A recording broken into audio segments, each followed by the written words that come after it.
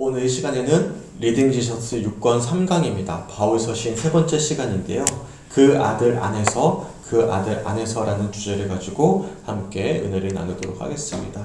우리가 꽤 긴 시간 바울 서신에 대한 말씀들을 쭉 살펴보고 있어요. 참 은혜가 되죠. 저는 개인적으로 참 좋거든요. 우리가 바울 서신 함께 나누고 있는데 오늘은 세 번째 마지막 시간입니다. 이 책에서 이야기해주고 있는 바울 서신의 큰 주제를 이제 우리가 이미 2번 살펴봤습니다. 오늘 마지막 세 번째 주제를 함께 살펴보도록 하겠습니다.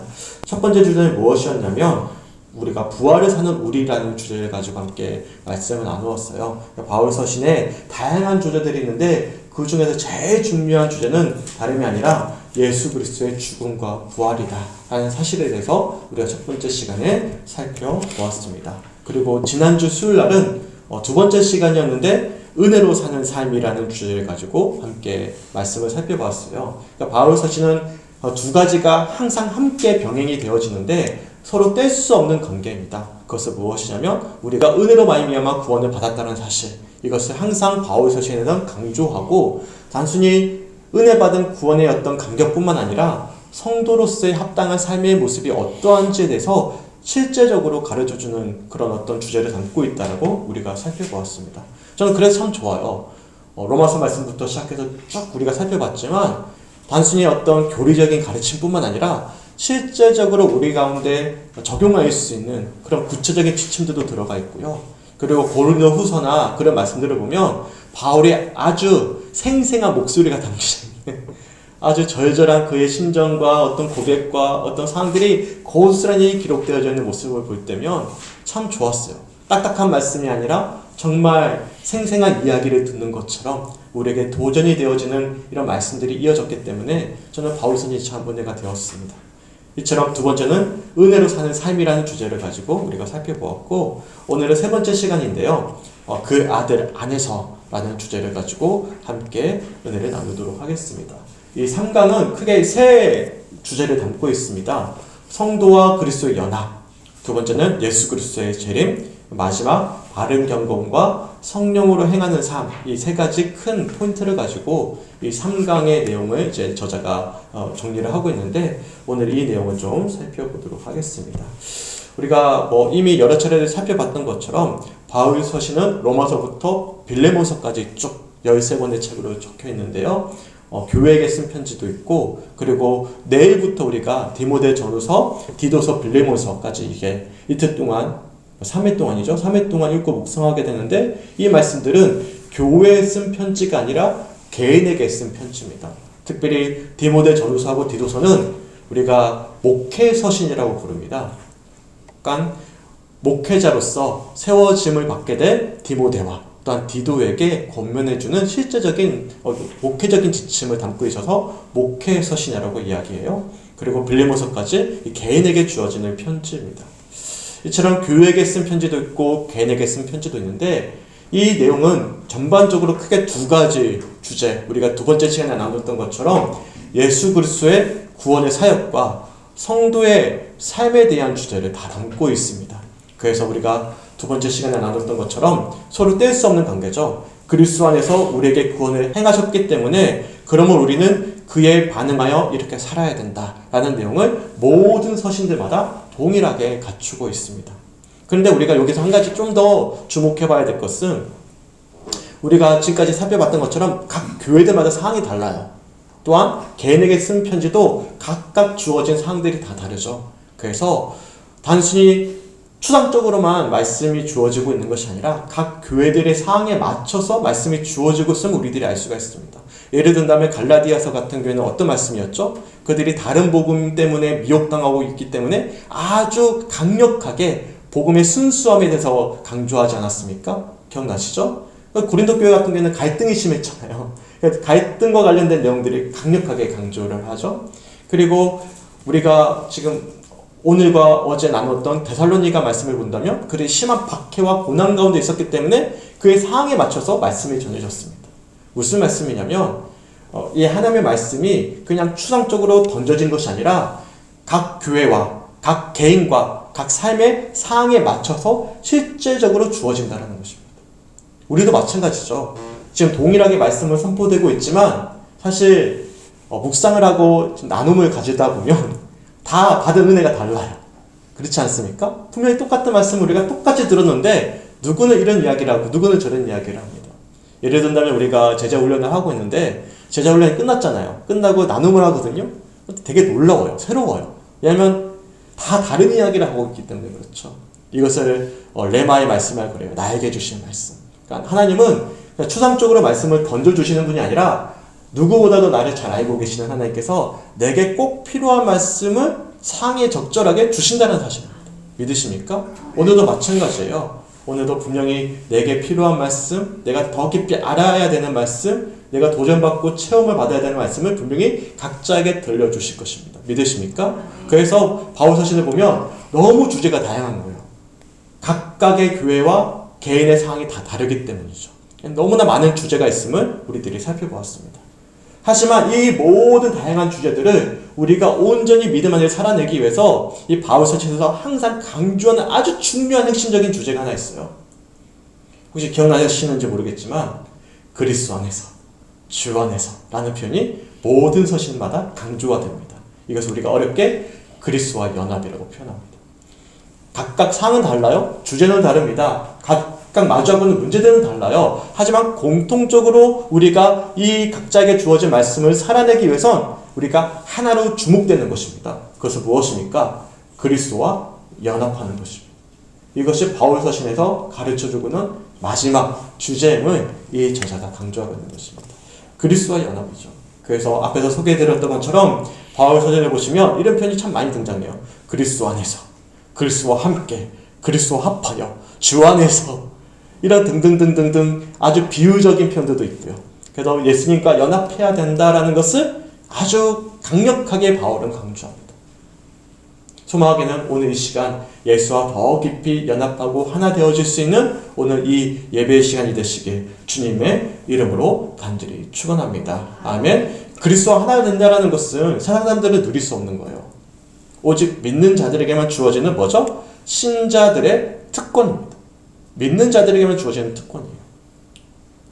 우리는 그리스도 안에 있는 하나님의 자녀입니다. 믿으십니까? 아멘. 그리고 또한 우리가 그 특권을 가지고 있을 뿐만 아니라 신자들이 경험하고 행해야만 하는 모습들입니다. 그러니까 우리가 그리스도 안에 있는 것을 경험해야 되는 거예요. 그래서 오늘 이 기도의 시간에 어떤 말씀 붙잡고 온전히 주님을 붙잡을 때 그리스도 안에 깊이 거함으로 주님이 주시는 참된 평안과 소망과 희망을 마음 가운데 새길 수 있는 시간이 되시길 간절히 소망합니다. 아멘. 우리 데살로니가 전서 보시면 그들이 심한 핍박과 환난을 경험했잖아요. 보셔서 아시겠지만 데살로니가 전서를 보시면 믿음, 소망, 사랑 안에 너희가 거하고 있다. 내가 너희를 너무나 칭찬한다고 이야기합니다. 그러니까 우리가 예수 안에 거하게 되면 세 가지가 뚜렷해지는 것이죠. 무엇입니까? 믿음의 역사, 사랑의 수고, 소망의 인내. 이것이 뚜렷해지는 거예요. 믿으십니까? 그러니까 그 안에 우리가 경험하게 되는 거예요. 그리고 그것을 살아내게 되는 것이죠. 이것이 그리스도와 안에서 그리스도와 함께 그리스도와 연합한 자들에게 주어지는 신자들의 특권임을 우리들이 바울 서신을 통해서 묵상해 볼 수가 있어요. 그래서 저는 개인적으로 이 바울 서신에서 이 표현을 아주 적절하게 직설적으로 표현해주는 말씀이 있다고 생각해요. 그게 갈라디아서 2장 20절 말씀인데 함께 읽어봤으면 좋겠습니다. 시작. 내가 그리스도와 함께 십자가에 못 박혔나니 그런즉 이제는 내가 사는 것이 아니요 오직 내 안에 그리스도께서 사시는 것이라. 이제 내가 육체 가운데 사는 것은 나를 사랑하사 나를 위하여 자기 자신을 버리신 하나님의 아들을 믿는 믿음 안에서 사는 것이라. 아멘. 저는 이것이야말로 이 말씀이야말로 그리스도와 연합된 자의 참된 모습임을 말씀해주고 있다고 생각합니다. 이것을 쉽게 표현하면 자주 우리가 듣는 표현이죠. 나는 죽고 예수로 사는 삶이죠. 나는 죽고 예수로 사는 삶. 내가 예수를 믿는 그 순간 옛된 나의 모든 죄된 모습들, 옛된 자는 십자가에 예수와 함께 죽는 거예요. 믿으십니까? 이미 그런 경험 하셨잖아요. 내가 죽는 경험. 나는 아무것도 아니구나. 그리고 내가 죽고 나니까 그 안에 누가 사시는 거예요? 내 안에 함께하고 계시는 예수님이 사시는 거예요. 당연히 여전히 우리는 육체를 입고 있기 때문에 여전히 남겨진 죄가 있기 때문에 여전히 남아있는 죄된 우리의 본성이 살아납니다. 그래서 나는 다시 살고 싶은 어떤 꿈틀꿈틀거리는 어떤 욕망을 경험해요. 웃고 계시는 분이 이번 주에 경험하셨는 것 같은데 하여튼간 그렇게 꿈틀꿈틀거립니다. 하지만 본질적으로 우리는 이미 죽었습니다. 누구와 함께요? 예수와 함께 죽었어요. 그리고 우리는 예수로 사는 삶을 살아내는 것이죠. 믿으십니까? 그것이 바울 사전에 아주 중요한 그리스도 연합된다라는 표현입니다. 그래서 그리스도 연합된다라는 것은 예수님의 의로움, 칭이라 그래요. 예수님의 의로움이 우리에게 전가되는 것이죠. 나의 의로움이 되는 것이고, 또한 예수님이 나와 함께하고 계시기 때문에 예수로 사는 삶이기 때문에 변화된 성령의 열매들을 맺게 되는 것입니다. 소망하기는 오늘 이 시간 그 은혜를 사모하고 다시 한 번 더 우리가 그렇게 살아내기를 결단하면서 그 깊은 은혜 가운데 거할 수 있는 우리 모든 성주교회 성도들이 되시길 주님의 이름으로 간절히 축원합니다. 아멘. 더군다나 이 바울 서신, 특별히 우리가 데살로니가 말씀을 살펴보셔서 아시겠지만 우리가 살아내는 삶은 두 가지 특징이 있습니다. 그것은 무엇이냐면 이미와 아직 사이에 살아가고 있다는 거예요. 그러니까 이미는 뭐죠? 예수님이 이미 이 땅 위에 오셔서 우리의 모든 죄를 다 도말하시고 구원에 대한 확증을 우리들에게 보여주셨습니다. 믿으십니까? 네. 그리고 또한 우리는 아직을 기다리고 있습니다. 그 아직은 무엇입니까? 예수님이 다시 재림하시는 거예요. 그래서 우리는 이미와 아직 사이에 살아내고 있어요. 그래서 이 저자는 무엇을 강조하냐면 이미와 아직 사이에 살아가는 성도들은 반드시 그리스도와 연합해야 된다는 것을 강조하고 있음을 우리들에게 알려주고 있어요. 그래서 한 문장으로 요약하면 이렇습니다. 재림에 대한 믿음과 소망으로 주의 날이 이미 임한 것처럼 현재를 살아갈 것. 이것이 바울 서신이 우리들에게 가르쳐주고 있는 아주 중요한 핵심적인 내용임을 우리들에게 알려주고 있어요. 예수 그리스도의 재림에 대한 믿음과 소망으로 이미 주님의 날이 임한 것, 또한 임할 것을 소망하면서 단순히 미래를 살아가는 것이 아니라 현재를 살아내는 거예요. 제가 부득이하게 오늘 새벽에 데살로니가후서 말씀을 제대로 나눠드리지 못했지만 데살로니가 교회의 문제가 그거였어요. 그들에게 믿음과 소망과 사랑이 있었어요. 더군다나 재림에 대한 소망이 있었습니다. 데살로니가 교회는 아주 심한 박해를 받고 있었거든요. 기억나시죠? 다 읽어보셔서 아실 거예요. 그럼에도 불구하고 그들의 믿음을 굳굳이 버텼지만 그들에게 잘못된 어떤 가르침 하나가 있었는데 재림에 대한 잘못된 가르침이었어요. 주님이 속히 오실 것이기 때문에 오로지 그 재림하신 주님만을 바라보자. 그러다 보니까 일상을 게으르게 사는 거예요. 허비해버리는 거예요. 그 소식을 전해 들었던 사도 바울이 너무나 안타까워서 이렇게 우리들에게 권면해주고 또 데살로니가 교인들에게 권면해 주었는데 제가 안 가져왔는데 한번 찾아볼게요. 새벽에 못 나눴기 때문에 한번 소개해드리고 싶어요. 데살로니가 후서 3장입니다. 3장 11절부터 15절까지 말씀, 데살로니가 후서 3장 11절부터 15절까지 말씀 제가 읽어드릴게요. 신약 335페이지에 있습니다. 우리가 들은즉 너희 가운데 게으르게 행하여 도무지 일하지 아니하고 일을 만들기만 하는 자들이 있다 하니 이런 자들에게 우리가 명하고 주 예수 그리스도 안에서 권하기를 조용히 일하여 자기 양식을 먹으라 하노라. 형제들아 너희는 선을 행하다가 낙심하지 말라. 누가 이 편지에 한 우리 말을 순종하지 아니하거든 그 사람을 지목하여 사귀지 말고 그로 하여금 부끄럽게 하라. 그러나 원수와 같이 생각하지 말고 형제같이 공명하라. 아멘. 사실 신앙생활할 때 우리가 이 재림과 관련된 가르침을 주의해야 돼요. 왜냐하면 이단들이 가장 잘 이용하기 때문이죠. 근데 당시 데살로니가 교회가 이 재림에 대한 소망이 있었지만 잘못된 어떤 속히 오시겠다라는 이 말씀 때문에 일상의 삶을 게으르게 행하는 미래만을 소망하는 그런 모습을 가지고 있었던 것 같아요. 그래서 바울이 그 소식을 디모데 편으로 전해 듣고는 후서를 다시금 쓴 거예요. 그러면서 주님이 속히 오시겠지만 또한 우리는 게으르게 행하지 말고 최선을 다해서 현재를 살아내야 된다라고 강조하고 있는 말씀이 데살로니가 후서의 말씀입니다. 심지어는 뭐라고 말씀하죠? 너희가 그 말을 순종하지 않거든 그 사람을 지목하여 사귀지 말고 그로 하여금 부끄럽게 하라. 분명하게 강력하게 지적할 것을 이야기하고 있는 거예요. 그러니까 바울이 가르치고 있는 아주 중요한 핵심은 이미와 아직 사이에서 우리가 현재를 믿음과 소망과 사랑 아래 온전히 열심히 다해 최선을 다해서 준비하며 살아낼 것을 우리들에게 권면하고 말씀하고 있는 것입니다. 이처럼 우리가 바울 서신의 아주 중요한 어떤 세 번째 주제에 대해서 우리가 살펴보았어요. 그래서 영적인 사람은 어떤 사람이냐면 그리스도 안에 있는 자이고 성령을 소유한 자이고 뿐만 아니라 성령 안에서 뭐하는 자죠? 행하는 자입니다.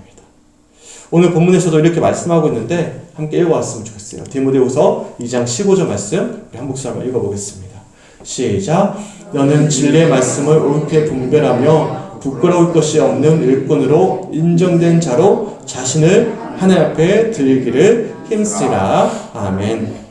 디모데후서에서도 뭐라 말씀하냐면 오늘 본문에서 너는 진리의 말씀을 옳게 분별할 뿐만 아니라 부끄러울 것이 없는 일꾼으로 인정된 자로서 하나님 앞에 드리기를 뭐라고요? 힘쓸 것을 권면하고 있는 것입니다. 이처럼 그 예수의 아들 안에서 이미와 아직 사이를 믿음으로 최선을 다해 살아내는 것, 이것이 바울 서신이 우리들에게 강조해주고 있는 세 번째 큰 주제라는 사실을 우리가 기억하고 남은 우리 바울 서신 말씀 이번 주 토요일까지 이어지거든요. 개별 읽고 묵상해 볼 수 있는 우리 모든 홍주교회 성도들이 되시길 주님의 이름으로 간절히 축원합니다. 아멘. 이 세 번째 내용을 담고 있는 영상을 우리가 잠깐 보고 이 책의 내용은 간단히 살펴보고 이렇게 정리하도록 하겠습니다.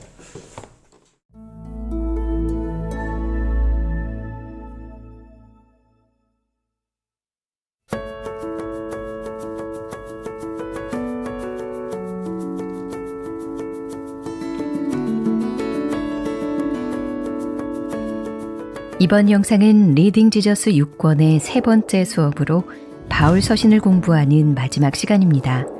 오늘은 사도 바울이 서신서에서 다룬 여러 주제들 가운데 성도와 그리스도의 연합과 예수 그리스도의 재림에 관하여 살펴본 뒤 바른 경건과 성령으로 행하는 삶이 무엇인지 알아보도록 하겠습니다. 신약 성경에 포함된 13편의 바울 서신은 사도 바울이 여러 교회와 개인에게 보낸 편지입니다. 예를 들어 골로새 교회에는 예수님에 대한 거짓된 가르침이 있었고 데살로니가 교회의 성도들은 종말론에 대한 혼란을 겪고 있었습니다.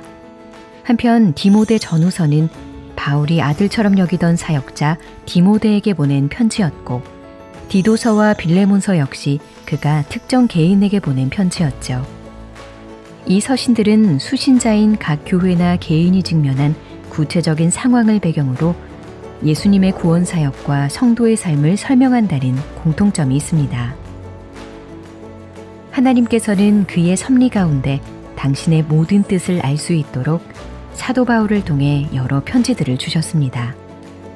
여기서 우리가 기억해야 할 것은 이 편지들이 사도 바울의 최초 독자들뿐만 아니라 오늘날의 교회와 성도들을 향한 하나님의 말씀을 전달한다는 점입니다. 따라서 이번 시간에는 이 서신들이 궁극적으로 예수님과 연결되는 중요한 삶의 원리를 가르친다는 것을 기억하며 바울 서신들이 다루는 중요 주제들을 살펴보겠습니다.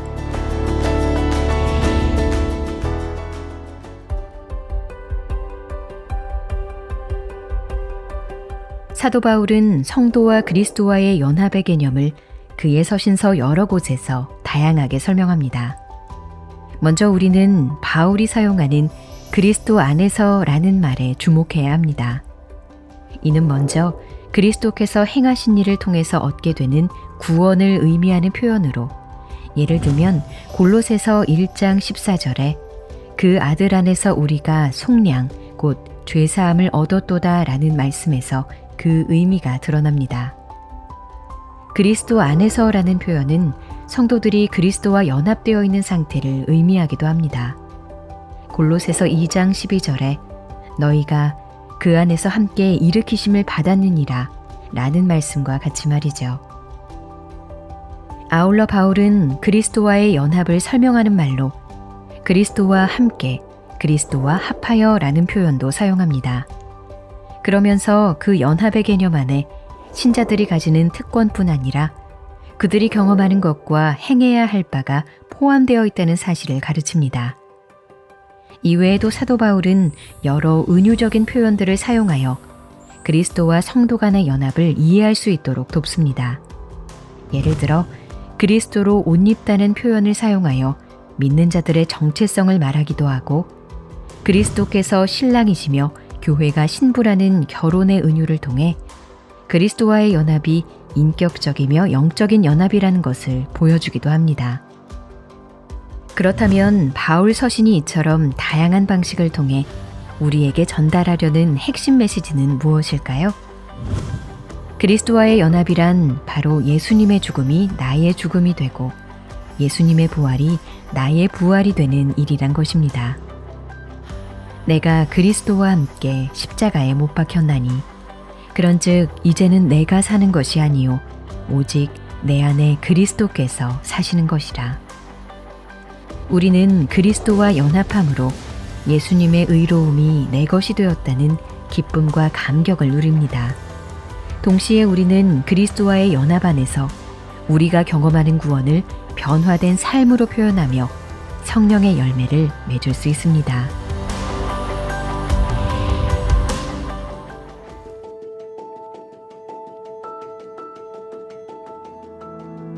바울 서신을 읽다 보면 예수 그리스도의 십자가 부활로 구원 역사의 새로운 시대가 열렸다는 것을 알 수 있습니다.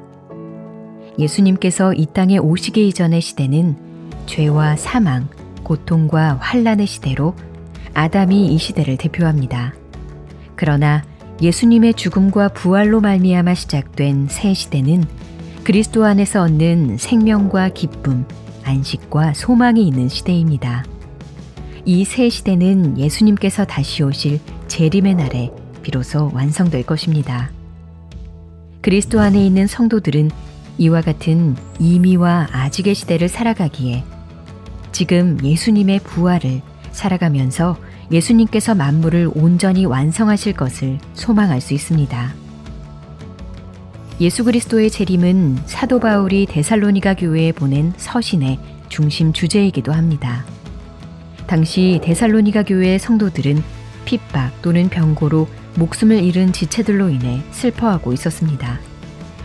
사도 바울은 이들을 위로하며 그리스도 안에서 자고 있는 성도와 살아있는 성도 모두가 그분이 강림하실 때에 그의 영광에 참여할 것이라고 가르칩니다. 그리고 그날은 도둑같이 임할 것이니 깨어 있으라고 권면합니다. 그는 또한 현재 당하는 고난이 영원하지 않을 것을 상기시키며 그리스도께서 강림하시면 하나님의 공의로운 심판이 있을 것이라고 말합니다. 한편 사도 바울은 예수님께서 이미 재림하셨다거나 재림하지 않으실 것이라는 잘못된 주장들을 엄히 꾸짖습니다. 그리고 재림에 대한 믿음과 소망으로 미래에 임할 주의 날이 이미 여기 임한 것처럼 현재를 살아갈 것을 당부합니다.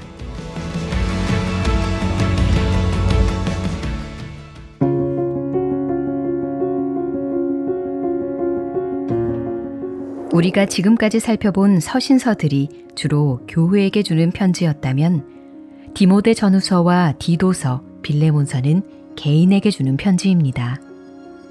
디모데 전후서는 사도 바울이 아들처럼 여기던 사역자 디모데에게 보낸 편지입니다.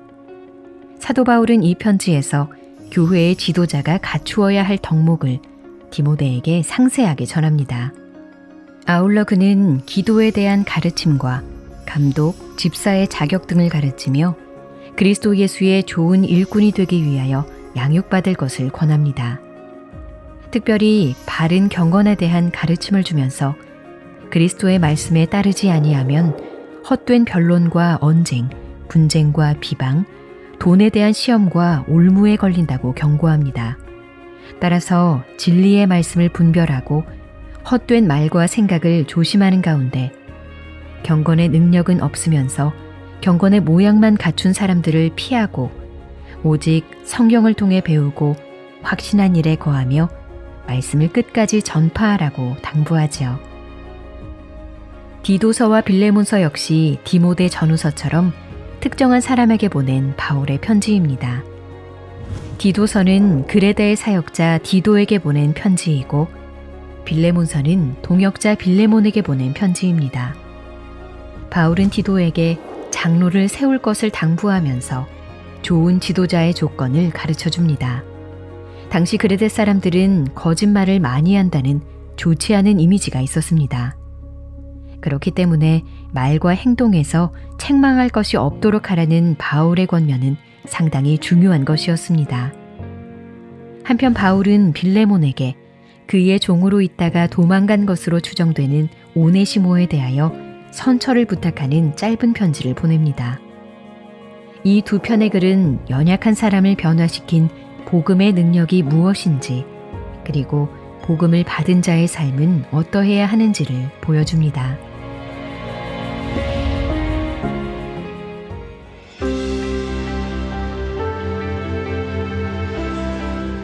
바울 서신에서 영적인 사람이라 함은 그리스도 안에 있는 자, 성령을 소유한 자, 성령 안에서 행하는 자라 할 수 있습니다. 바울은 그리스도를 믿기 전에는 육체에 거하던 자들이 그리스도 안에서 그분과 연합함으로 성령의 사람이 된다고 이야기합니다. 갈라디아서 5장 25절의 말씀은 예수 그리스도께서 우리에게 주신 구원과 생명을 성령을 따라 우리의 행위로 드러내며 살아갈 수 있다는 것을 의미합니다. 즉, 그리스도 안에 있는 성도는 육체와 함께 그 정욕과 탐심을 십자가에 못 박고 그의 삶 가운데 성령의 열매를 맺으며 살아갈 수 있다는 것이죠. 사도 바울은 이와 같이 여러 서신서에서 성령을 따라 사는 삶과 육체를 따라 사는 삶, 즉 위의 것을 찾는 삶과 땅의 것을 찾는 삶을 반복해서 대조합니다. 그러므로 너희가 그리스도와 함께 다시 살리심을 받았으면 위의 것을 찾으라. 거기는 그리스도께서 하나님 우편에 앉아 계시느니라. 위의 것을 생각하고 땅의 것을 생각하지 말라. 아울러 음란과 방탕, 욕심, 분노, 분쟁, 비방, 거짓말 등의 행위로 나타나는 육체를 따르는 삶, 곧 땅의 것을 찾는 삶을 벗어버리라고 가르칩니다. 대신 긍휼과 자비, 겸손과 온유, 오래 참음으로 옷 입고 서로 용납하고 용서하며 사랑을 더하는 것으로 나타나는 성령을 따르는 삶, 곧 위의 것을 찾는 삶을 살라고 말합니다. 구원의 은혜와 성도의 삶은 분리될 수 없습니다. 예수 그리스도를 믿고 그분과 연합함으로 성령을 받은 성도들은 새로운 피조물이자 하나님의 자녀로서 살아가도록 부름받았습니다. 그러므로 성도들은 자신의 소명을 삶으로 실천하며 그리스도 안에서 누리는 사랑과 은혜에 맞게 살아가야 합니다.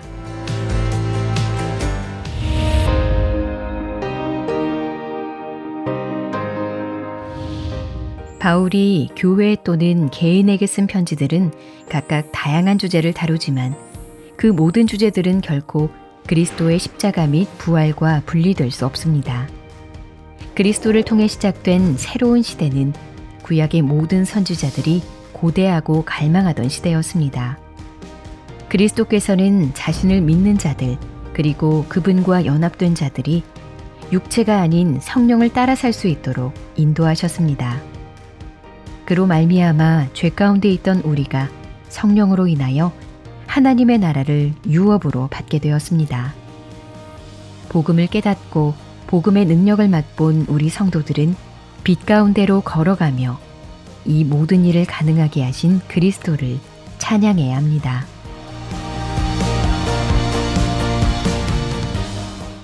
영상 잘 보셨죠? 오늘 책 내용을 아주 잘 요약한 영상인데 이제 얼마 안 남았습니다.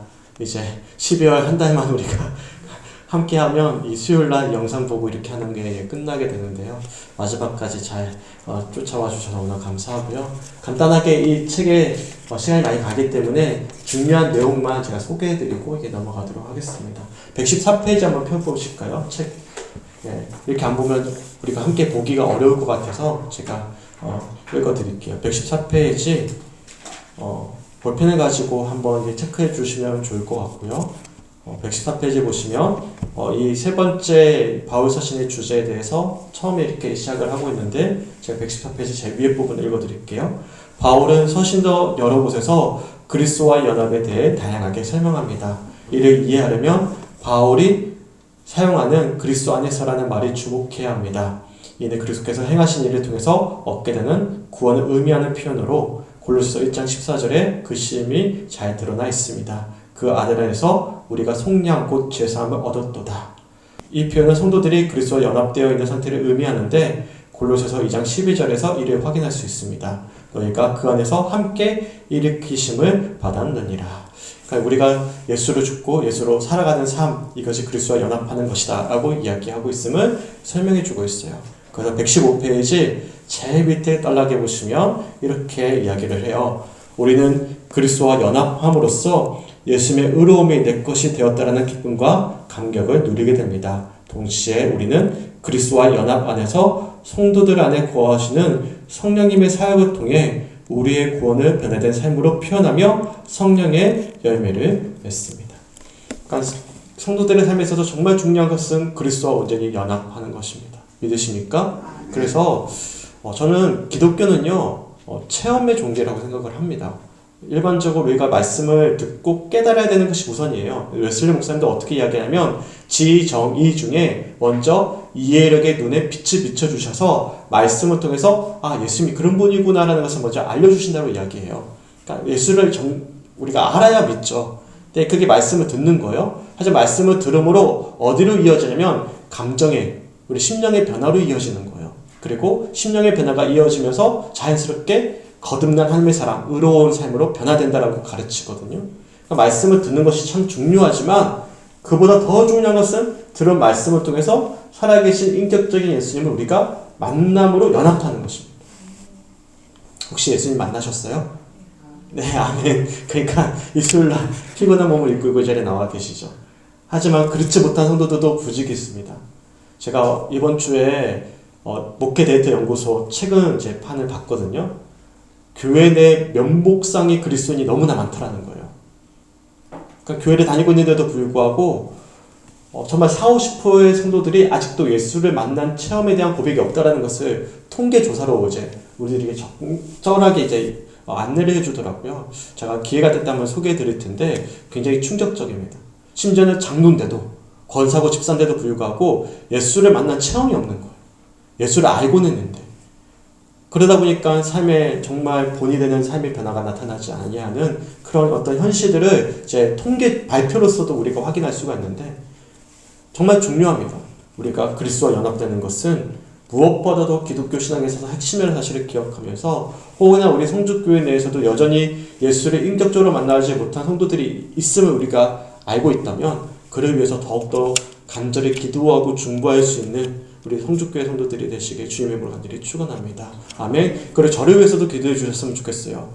제가 최근에 간절히 기도하는 것은 제가 말씀을 가르치는 것뿐만 아니라 말씀을 통해서 그 말씀이 살아 역사에 있어서 우리 성도들이 정말 예수를 만날 수 있도록 인도해 줄 수 있는 그런 능력 있는 말씀 사역자가 되길 간절히 소망합니다라고 기도해요.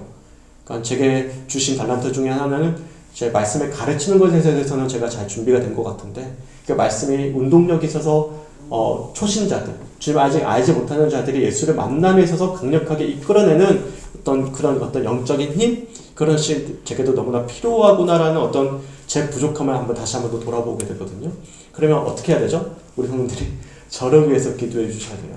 우리가 내년에 온전히 교회가 더 한 단계 더 발전되어지고 주님이 원하시는 교회를 성장하기 위해선 분명히 필요하거든요. 어차피 우리가 교회 나올 때 가장 많은 시간을 할애하는 것이 말씀을 듣는 시간인데 그 말씀을 듣는 시간을 통해서 이미 믿음으로 준비된 성도들뿐만 아니라 믿지 않은 성도들까지도 성령 감화의 은혜가 있기 위해선 설교자의 능력이 반드시 필요합니다. 그러기 위해선 저를 위해서 또한 기도해 줄 수 있는 우리 모든 성주교회 성도들이 되시길 주님의 이름으로 간절히 축원합니다. 아멘. 왜냐하면 그리스도와 연합하는 것이 무엇보다도 중요하기 때문이죠. 또한 그 다음 페이지 116페이지로 넘어가시면 이렇게 이야기합니다. 제일 위에 부분 한번 읽어드릴게요. 바울 서신을 통독하는 동안 우리는 예수 그리스도의 십자가와 부활로 인해 새로운 구원 역사가 열린 사실을 발견할 수 있습니다. 이게 이미와 아직 사이를 표현하는 표현인데요. 쭉 넘어가서 118페이지 제일 위에 페이지 보실까요? 제일 위에 페이지에 보시면 이렇게 이야기합니다. 되게 중요한 표현이에요. 이거는 교단은 불문하고 이 표현은 모두에게 강조되어지는 표현인데 쭉 한번 읽어보겠습니다. 그리스도의 십자가와 부활로 새로운 시대가 이미 시작되었어도 그 완성은 그리스도께서 다시 오실 재림의 날에 이루어지기 때문입니다. 즉 이미 시작되었으나 아직 완성되지 않은 시대라는 뜻입니다. 그리스도께서 죽은 자 가운데서 이미 다시 사셨습니다. 그분은 높아지셔서 하나님 우편에 이미 앉으셨습니다. 하지만 이 땅에 있는 우리 삶에는 아직의 측면이 여전히 남아 있습니다. 그리스도께서 이미 구속을 성취하셨지만 우리는 아직 이 세상의 죄와 계속 씨름해야 합니다. 그리스도께서 이미 죄와 사망의 권세를 이기셨지만 아직 악을 완전히 멸하지 않으셨습니다. 새 시대는 예수님이 다시 오실 재림의 날에 비로소 완성될 것입니다. 따라서 이미와 아직 사이에 있는 성도들은 예수님의 부활의 날을 살아가면서 재림의 날을 기다립니다. 또한 만물을 온전히 완성하실 그분을 소망합니다. 그러니까 이미와 아직 사이에 살아가고 있기 때문에 그리스도와 연합된 자로서 온전히 최선을 다해서 도둑같이 임할 그날을 깨어서 준비해야 됨을 말씀하고 있음을 이 저자가 강조하고 있습니다. 그 다음 페이지로 넘어갈게요. 120페이지에 넘어가시면 또한 디모데 전후서, 디도서, 빌레몬서는 개인에게 주시는 편지라는 거예요. 제가 설교 시작하면서 말씀드린 것처럼 각자의 상황에 맞춰서 내게 주시는 말씀을 우리가 붙잡고 그 말씀 속에서 우리가 또한 최선을 다해 힘쓰며 살아내야 되는 것이죠. 그래서 120페이지 중간에 보면 이렇게 이야기해요. 진리의 말씀을 분별하고 헛된 말과 생각을 조심하라고 가르칩니다. 또한 경건의 능력은 없으면서 경건의 모양만 갖춘 사람들을 피하고 오직 성경을 통해 배우고 확신한 일에 거하며 말씀을 끝까지 전파하라고 당부합니다. 그리고 제 밑에 오늘 본문 말씀이 첨부되어져 있는데 함께 읽어봤으면 좋겠습니다. 디모데후서 2장 15절 말씀 읽어볼게요. 시작. 너는 진리의 말씀을 옳게 분별하며 부끄러울 것이 없는 일꾼으로 인정된 자로 자신을 하나님께 드리기를 힘쓰라. 아멘. 또한 122페이지로 넘어가시면 영적인 사람에 대한 표현이 있는데요. 123페이지로 넘어갈게요. 123페이지 제 밑에 단락에 보시면 이렇게 우리들에게 권면해 줍니다. 구원의 은혜와 성도의 삶은 분리될 수 없습니다. 예수 그리스도를 믿고 그분과 연합함으로써 성령을 받은 성도들은 하나님의 자녀이자 새로운 피조물로서 살아가도록 부름받았습니다. 그러므로 성도들은 자신의 소명을 실천하며 그리스도 안에서 누리는 사랑과 은혜에 합당한 삶을 살아야 합니다. 아멘. 이처럼 믿음과 삶이 함께 그리스도와 연합된 자의 삶을 통해서 이루어져야 됨을 강조해주고 있어요. 그리고 이미와 아직 사이에 살아내야 되는 것이죠. 그리고 마지막 125페이지로 넘어갈게요. 125페이지에 가시면 세 번째 단락에 이렇게 이야기합니다. 제가 읽어드리고 이 책 내용을 좀 마무리하겠습니다. 그리스도를 향한 사랑과 헌신이 있는 곳은 변화가 일어납니다. 신실하게 그리스도를 따르는 곳에서는 이 세상을 향한 영향력이 드러납니다. 하나님 나라는 삶의 모든 영역에 대한 것이며 하나님의 구원 계획은 우리가 이해하고 인정하는 것보다 더 크고 깊고 오묘합니다. 우리의 생각보다 크신 하나님의 놀라운 은혜와 구원 계획은 이 세상의 모든 개인과 연관이 있습니다. 우리는 삶의 모든 영역에서 그리스도께 신실해야 합니다. 이처럼 그리스도에 연합된 삶을 신실하게 살아낼 것을 강조하는 바울 서신의 세 번째 주제, 이 주제를 우리가 좀 살펴보았습니다.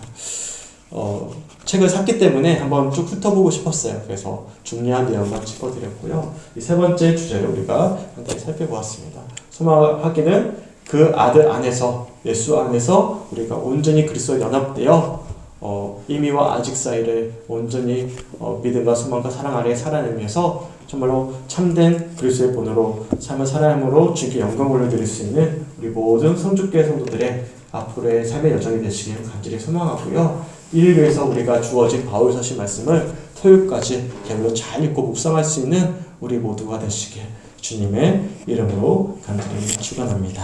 아멘. 함께 찬양하고 기도했으면 좋겠어요. 찬송가 288장 함께 찬양하고 기도하겠습니다. 오늘 주었던 말씀들을 기억하면서 함께 찬양하고 기도하겠습니다.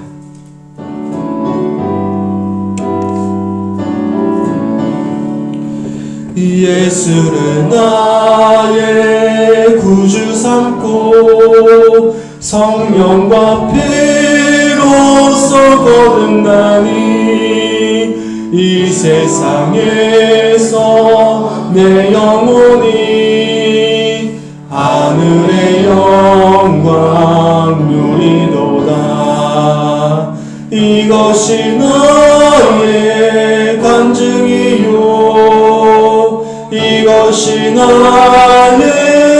찬송일세 나 사는 동안 끊임없이 구주를 찬송하리로다.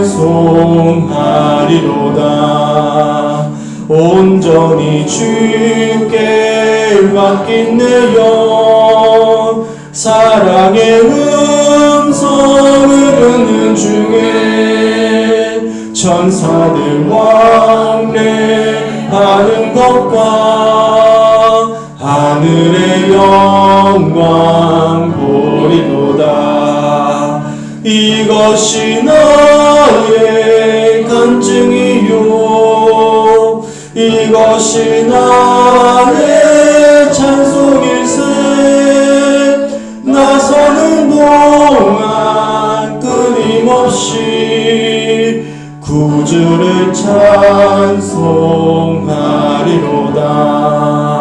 주 안에 기쁨 누림으로 마음의 풍랑이 잔잔하니 세상과 나는 간 곳 없고 구속한 주만 보이도다. 이것이 나의 간증이요 이것이 나의 찬송일세 나 사는 동안 끊임없이 구주를 찬송하리. 이것이 나의 간증이요 이것이 나의 간증이요 이것이 나의 찬송일세 나 사는 동안 끊임없이 구주를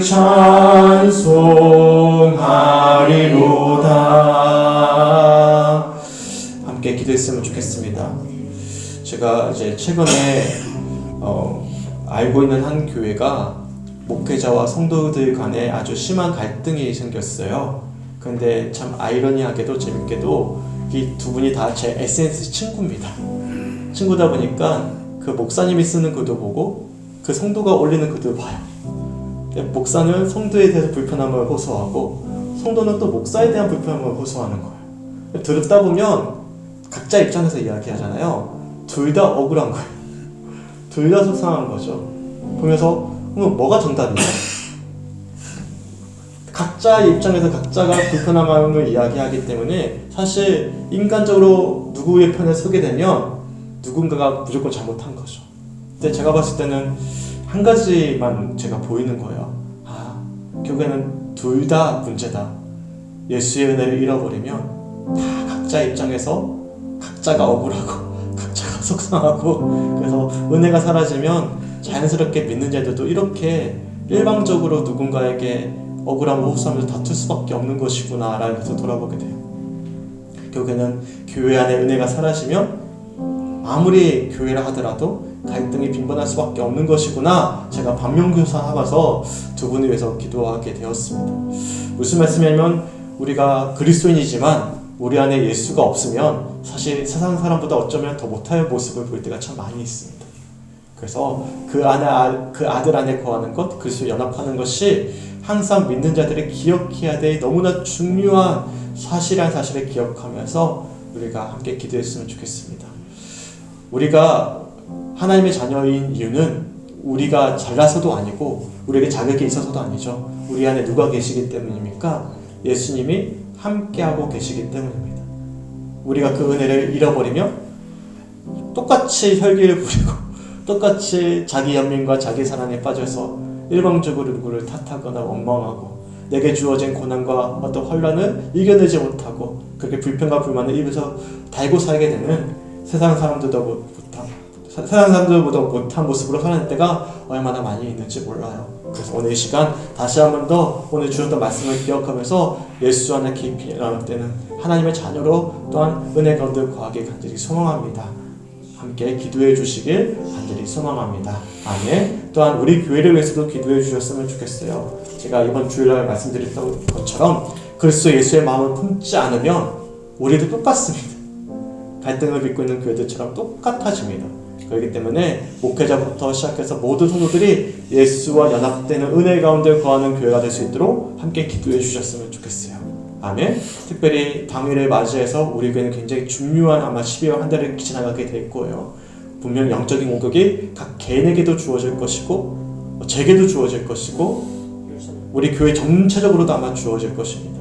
우리가 영적으로 깨어 있어서 하나님의 전신갑주를 입고 우리가 함께 기도함으로 더욱더 하나님이 원하시는 교회로 하나 되어질 수 있는 귀한 12월 당회와 모든 일정이 될 수 있도록 함께 중보하며 기도해 주셨으면 좋겠습니다. 아멘. 그래서 우리 모두를 위해서, 우리 교회를 위해서도 기도해 주셨으면 좋겠고요. 그리고 마지막 세 번째 기도 제목은 각자 필요한 제목을 위해서 기도하시다가 우리가 함께 가도록 하겠습니다. 제가 오늘은 좀 큰 소리 내서 기도하기가 좀 어려워서 저는 조용히 기도하겠습니다.